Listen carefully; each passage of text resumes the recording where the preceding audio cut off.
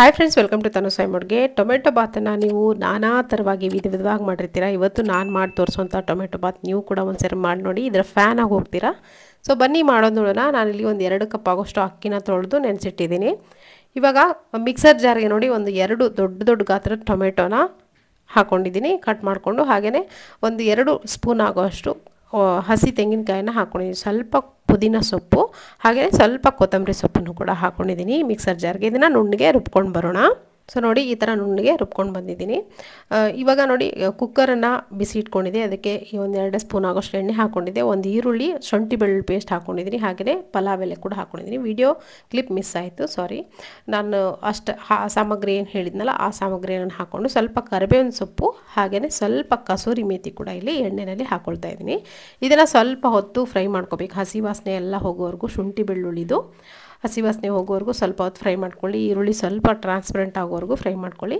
ಇದಕ್ಕೇನು ಹಾಕಿದೆ ಅನ್ನೋ ಇನ್ನೊಂದು ಸಲ ಹೇಳ್ತೀನಿ ನೋಡಿ. ಒಂದು ಅರ್ಧದಷ್ಟು ಈರುಳ್ಳಿ ಹಾಗೆ ಶುಂಠಿ ಬೆಳ್ಳುಳ್ಳಿ ಪೇಸ್ಟು, ಒಂದು 2 ಪಲಾವ್ ಎಲೆ, ಸ್ವಲ್ಪ ಕರಿಬೇವಿನ ಸೊಪ್ಪು, ಜೊತೆಗೆ ಸ್ವಲ್ಪ ಕಸೂರಿ ಮೇಥಿ ಕೂಡ ಹಾಕ್ಕೊಂಡಿದ್ದೀನಿ. ಒಂದು ಹಸಿಮೆಣಸಿನಕಾಯನ್ನು ಕೂಡ ನಾನಲ್ಲಿ ಈ ಒಗ್ಗರಣೆಗೆ ಹಾಕ್ಕೊಂಡಿದ್ದೀನಿ. ಇದನ್ನು ಸ್ವಲ್ಪ ಹೊತ್ತು ಫ್ರೈ ಮಾಡ್ಕೋಬೇಕು, ಬಾಡಿಸ್ಕೋಬೇಕು. ನೋಡಿ, ಈ ಥರ ತಳ ಹಿಡಿತಾ ಇದೆ ಅಂತ ಅನ್ನೋವಾಗ ಚೆನ್ನಾಗಿ ಫ್ರೈ ಆಗಿದೆ ಶುಂಠಿ ಬೆಳ್ಳುಳ್ಳಿ ಪೇಸ್ಟು ಅಂತ ಅರ್ಥ. ಇವಾಗ ಇದಕ್ಕೆ ನೋಡಿ ಮತ್ತೊಂದು ಸ್ವಲ್ಪ ಪುದೀನ ಮತ್ತು ಕೊತ್ತಂಬರಿ ಸೊಪ್ಪನ್ನು ಸಣ್ಣದಾಗಿ ಕಟ್ ಮಾಡ್ಕೊಂಡು ಹಾಕ್ಕೊಂಡಿದ್ದೀನಿ. ಜೊತೆಗೆ ಒಂದು ಟೊಮೆಟೋನ ಮತ್ತೆ ಒಗ್ಗರಣೆಗೆ ನಾನಿಲ್ಲಿ ಹಾಕ್ಕೊಳ್ತಾ ಇದ್ದೀನಿ. ಹಾಗೆಯೇ ಪಲಾವ್ ಎಲೆ, ಇದು ಪಲಾವ್ ಎಲೆ ಅಂತ ಹಸಿದು ಸಿಗುತ್ತಲ್ಲ ಅದನ್ನು ಹಾಕ್ಕೊಂಡಿದ್ದೀನಿ. ಒಂದು ಅರ್ಧದಷ್ಟು ನೀವು ಇದ್ರೆ ಹಾಕ್ಕೊಳ್ಳಿ, ಇಲ್ಲಾಂದರೆ ಏನು ತೊಂದರೆ ಇಲ್ಲ, ಚೆನ್ನಾಗಿ ಫ್ಲೇವರ್ ಬರುತ್ತೆ. ಬಾಸ್ಮತಿ ಎಲೆ ಅಂತ ಸಿಗುತ್ತಲ್ಲ ಅದನ್ನು ಹಾಕ್ಕೊಂಡಿದ್ದೀನಿ. ಹಾಕ್ಕೊಂಡು ಟೊಮೆಟೊ ಎಲ್ಲ ಫ್ರೈ ಆಗೋವರೆಗೂ ಚೆನ್ನಾಗಿ ಬಾಡಿಸ್ಕೋಬೇಕು. ಇವಾಗ ನೋಡಿ, ಸಾಫ್ಟ್ ಆಗಿದೆ ಟೊಮೆಟೊ. ಈಗ ರುಬ್ಬಿಟ್ಕೊಂಡಂಥ ಈ ಟೊಮೆಟೊ ಪೇಸ್ಟ್ ಏನಿದ್ರು ಅದನ್ನು ಕೂಡ ಹಾಕ್ಕೊಳ್ತಾ ಇದ್ದೀನಿ. ಸೊ ನೋಡಿ, ಇದೊಂಥರ ಡಿಫ್ರೆಂಟ್ ಆಗಿರುವಂಥ ಮೆಥಡ್ ಅಂತ ಹೇಳ್ಬೋದು. ಖಂಡಿತ ಟ್ರೈ ಮಾಡಿ, ತುಂಬ ಚೆನ್ನಾಗಾಯಿತು. ನಾನು ಕೂಡ ಫಸ್ಟ್ ಟೈಮೇ ಟ್ರೈ ಮಾಡಿದ್ದು, ತುಂಬ ಚೆನ್ನಾಗಾಗಿತ್ತು. ನಾನಂತೂ ಪ್ರತಿ ಸತಿ ಇದನ್ನೇ ಮಾಡಬೇಕು ಇವಾಗ ಟೊಮೆಟೊ ಬಾತ್ ಮಾಡೋ ಪ್ರತಿ ಸತಿನೂ ಅಂತ ಅಂದ್ಕೊಂಡ್ಬಿಟ್ಟಿದ್ದೀನಿ. ಅಷ್ಟು ಚೆನ್ನಾಗಿತ್ತು ಟೇಸ್ಟು. ಇವಾಗ ಸ್ವಲ್ಪ ಜಾರ್ಗೂ ಕೂಡ ನೀರು ಹಾಕ್ಕೊಂಡು ಅದನ್ನು ಕೂಡ ಹಾಕ್ಕೊಂಡಿದ್ದೀನಿ. ಹಾಕ್ಕೊಂಡು ಚೆನ್ನಾಗಿ ಮಿಕ್ಸ್ ಮಾಡ್ಕೋಬೇಕು.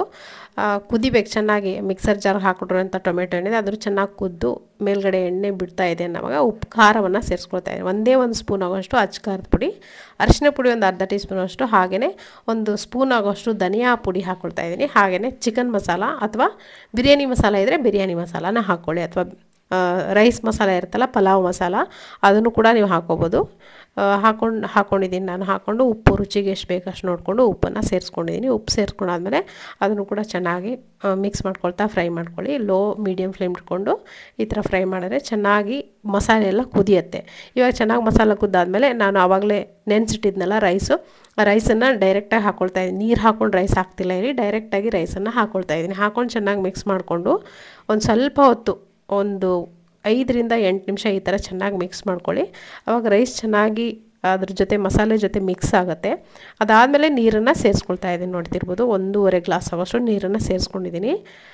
ಸೇರಿಸ್ಕೊಂಡು ನೋಡಿ, ಮುಚ್ಚಳ ಆಯಿತು. ನಾನಿಲ್ಲಿ ಬಟಾಣಿ ಹಾಕೋದನ್ನು ಮರ್ತಿದ್ದೆ. ಎಣ್ಣೆಲಿ ಕೂಡ ಹಾಕೋಬೋದು. ಇದೇನು ಫ್ರೋಝನ್ ಹಸಿ ಬಟಾಣಿ ಮೇಲ್ಗಡೆ ಕೂಡ ನಾನಿಲ್ಲಿ ಹಾಕಿದ್ದೀನಿ.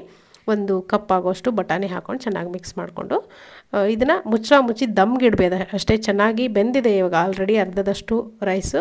ಇವಾಗ ಜಸ್ಟು ಕುಕ್ಕರ್ ಲಿಡ್ಡನ್ನ ಕ್ಲೋಸ್ ಮಾಡಿ ದಮ್ಗಿಟ್ರೆ ಆಯಿತು.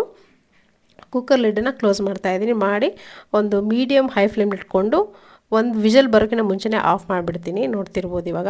ಅಥವಾ ಒಂದು ವಿಷಲ್ ಕೂಗಿಸ್ಕೊಂಡ್ರೆ ಏನು ತೊಂದರೆ ಇಲ್ಲ, ಚೆನ್ನಾಗಾಗುತ್ತೆ ರೈಸ್, ಉದುರಾಗೇ ಬರುತ್ತೆ. ಇವಾಗ ನೋಡಿ, ಒಂದು ವಿಷಲ್ ಕೂಗಿಸಿದ್ದೀನಿ, ಎಷ್ಟು ಉದುರಾಗಿ ಬಂದಿದೆ ನೀವು ನೋಡ್ತಿರ್ಬೋದು. ಲಿಡ್ಡನ್ನು ಓಪನ್ ಮಾಡಿ ತೋರಿಸ್ತಾ ಇದ್ದೀನಿ. ತುಂಬ ಚೆನ್ನಾಗಿತ್ತು. ಈ ಥರ ಬಿಸಿಯಾಗಿರುವಂಥ ರೈಸ್ಗೆ 1 ಸ್ಪೂನ್ ತುಪ್ಪ ಹಾಕ್ಕೊಂಡು ಮೇಲ್ಗಡೆ ತಿಂತಾಯಿದ್ರೆ ಅದರ ರುಚಿನೇ ಬೇರೆ. ಖಂಡಿತ ನೀವು ಕೂಡ ನಿಮ್ಮಲ್ಲಿ ಮಾಡಿ ನೋಡಿ. ಅಥವಾ ಇದು ಮಾರ್ನಿಂಗು ನಿಮಗೆ ತುಂಬ ಥಟ್ಟಂತ ಲಂಚ್ ಬಾಕ್ಸ್ಗೆ ಅಥವಾ ಟಿಫಿನ್ ಬಾಕ್ಸ್ಗಂತೂ ಇದು ಹೇಳಿ ಮಾಡಿಸಿದಂಥ ರೆಸಿಪಿ ಮಕ್ಕಳಿಗಂತೂ ತುಂಬ ಇಷ್ಟ ಆಗುತ್ತೆ. ಖಂಡಿತ ಈ ರೆಸಿಪಿ ಇಷ್ಟ ಆಗಿದ್ರೆ ಲೈಕ್ ಮಾಡಿ, ಶೇರ್ ಮಾಡಿ. Thank you.